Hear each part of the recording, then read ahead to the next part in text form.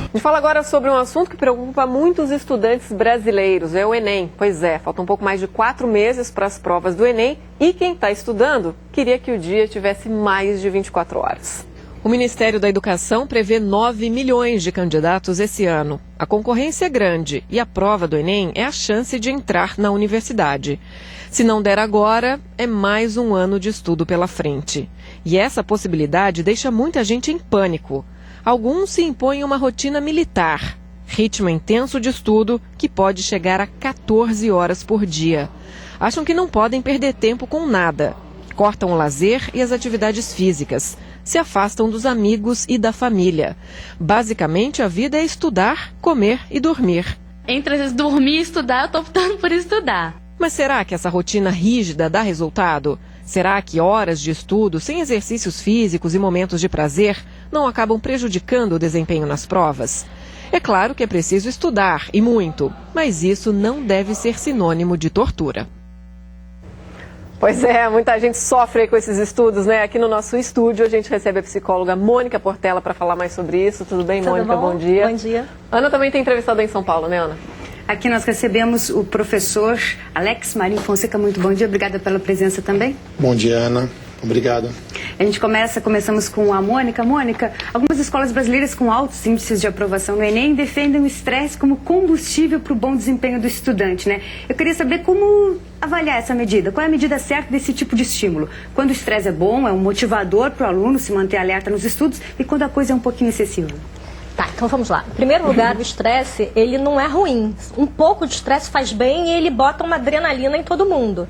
A grande questão é o seguinte, cada um de nós tem um nível do estresse que pode suportar e do estresse que não pode suportar. E isso depende de aluno para aluno.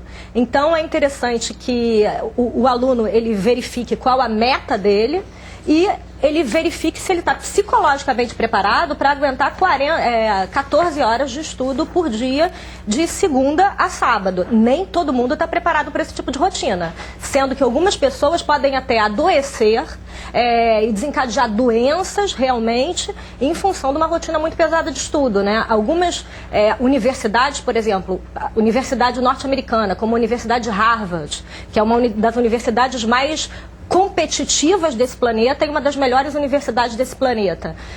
Há 4, 5 anos atrás, você chegava em Harvard, 4 horas da manhã, as luzes todas acesas, porque estava todo mundo estudando. Hoje em dia, depois do advento da psicologia positiva, essa rotina mudou. Por quê? Porque hoje em dia se sabe que é importante ter uma vida equilibrada. Então, mesmo numa das maiores universidades desse planeta, o equilíbrio agora está sendo defendido como uma prática de exercícios físicos, namorar e ter outras coisas também.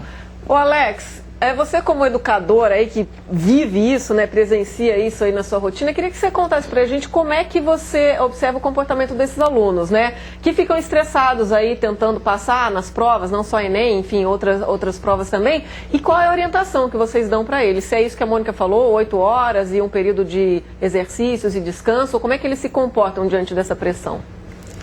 Olha, bom dia.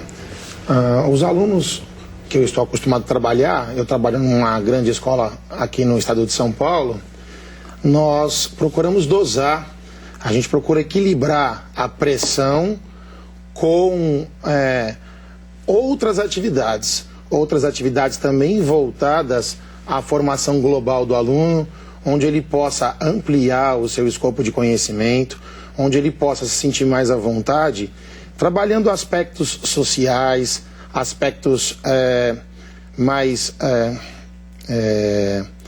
cotidianos, para que ele tenha clareza de que ele vai enfrentar uma prova do Enem, que é uma prova que também aborda aspectos cotidianos.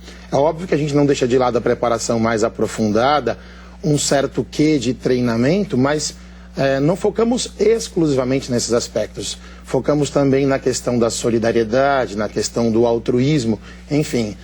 Dessa maneira que eu enxergo uma formação mais ampla e uma formação que possa garantir mais qualidade global para o aluno.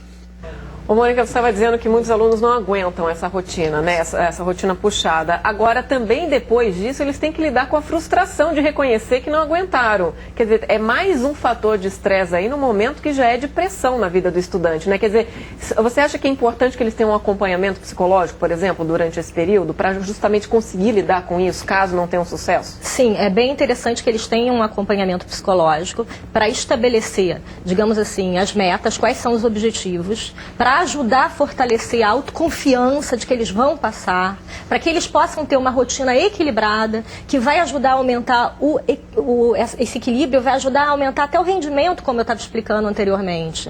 Né? Então, se a pessoa ela consegue dosar vários aspectos da vida, o rendimento não cai, o rendimento sobe.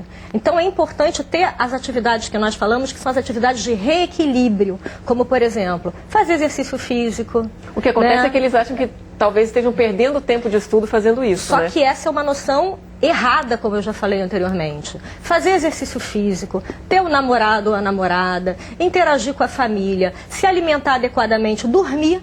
Importantíssimo dormir bem. O sono ele é importante para a memória, para a atenção e para a concentração. Se a pessoa não dorme bem, a atenção e a concentração vai cair, então o rendimento no estudo vai piorar. Fora isso que nós falamos anteriormente, que se a pessoa ficar muito estressada, ela vai desencadear doenças. Né? E além disso pode acontecer essa frustração de repente não passar para o Enem, não passar para a universidade que no Enem ter uma pontuação excelente, passar para a universidade que deseja, né? Porque paradoxalmente, se o estresse for muito, se o estresse estiver bem dosado, dá uma pilha, ajuda. Agora se ele estiver mal dosado, o organismo entra em exaustão. Alex, imagino que seja difícil para os cursinhos criar um sistema de ensino que funcione bem com todo tipo de alunos, dos mais aplicados aos mais dispersivos. Esse novo sistema de ensino, de cursinhos, de algumas escolas que pregam o alojamento militar, o confinamento desses alunos para eles estudarem 14, 15, 16 horas, qual é a taxa de sucesso? Olha, a princípio, por serem cursinhos extremamente seletivos, eles selecionam muito seus alunos, eles acabam tendo altas taxas de sucesso, porque muitos deles focam exclusivamente num treinamento, numa preparação, né? Não necessariamente numa educação global. Isso não implica numa baixa taxa de sucesso, pelo contrário, muitos têm alta taxa de sucesso, mas é questionável a formação global do aluno, a formação plena do aluno. Essa taxa de sucesso aí pode ser relativa em relação à qualidade que o aluno sai dessa maratona aí, Mônica? Tá, aqui nós teríamos vários fatores. Em primeiro lugar, é um tipo de aluno específico que vai para esse tipo de regime militar, entre aspas. Então, na realidade, você não está pegando uma amostra comum da população. Você está pegando um grupo de elite, digamos assim. Por isso, a taxa de sucesso é tão alta. Segundo, a pessoa está lá porque ela quer. Então, ela vai se esforçar? Ela vai se esforçar, lógico. Porém, em terceiro, é importante a gente colocar o seguinte... será que a pessoa está psicologicamente preparada? Ela pode ser muito inteligente, ela pode ser ótima, mas será que ela está preparada para aguentar um ano dessa rotina? Ou será que no final desse ano ela vai pagar um preço? Eu li até uma reportagem que disse que uma supervisora lá disse que teve aluno que chorou a noite inteira, que ela foi chamada de madrugada e pela manhã os pais tiveram que buscar esse aluno porque não estava aguentando. Sim, é o grande problema que nós estávamos falando. Nem todo mundo está psicologicamente preparado para esse tipo de rotina. E essa rotina poderia desencadear uma doença física ou, pior, uma doença mental. Né? O aluno pode absolutamente quebrar. E aí, como é que vai ser? Levo minha pergunta agora, como pais e alunos devem avaliar os cursinhos na hora de escolher para onde o seu aluno ou para onde onde seu filho ou o próprio aluno vai estudar? Eu acho que não só os cursinhos, como também avaliar as escolas. Eu acho importante, primeiramente, que o pai escolha uma escola e um cursinho que partilhe dos mesmos valores que ele partilha na sua casa, né? Se esses valores forem incoerentes, muito dificilmente a família e o aluno vai se frustrar. Em segundo lugar, eu acredito numa formação mais global, mais ampla, em que o aluno possa discutir aspectos socioeconômicos, culturais, não estritamente as disciplinas focadas para este ou aquele exame de seleção, particularmente no caso aí, a gente está discutindo essa militarização de instituições muito específicas, como o ITA e o IME. falando um pouquinho mais de Enem, o Enem prega muito pela formação global do aluno, né? Ele traz aspectos de artes, traz aspectos do cotidiano. A prova do Enem normalmente é uma prova que tem um tema central, onde tudo é discutido. Então, eu acredito numa formação mais ampla, numa formação que agregue conteúdos específicos, que também se preocupe com uma preparação do aluno, treinamento, mas que não fique só com isso, que trabalhe outros aspectos e que dê espaço para o aluno respirar, que dê espaço para o aluno amadurecer aquilo que ele aprendeu e que permita principalmente que ele seja protagonista do seu aprendizado, né? Que trabalhe liderança, que estimule a criatividade, enfim, eu acredito nessa preparação para o aluno. Tá certo. Conversamos com o professor, o educador Alex Marinho Fonseca. Obrigada pela presença. Ótimo Obrigado. feriado. Bom dia. Raquel.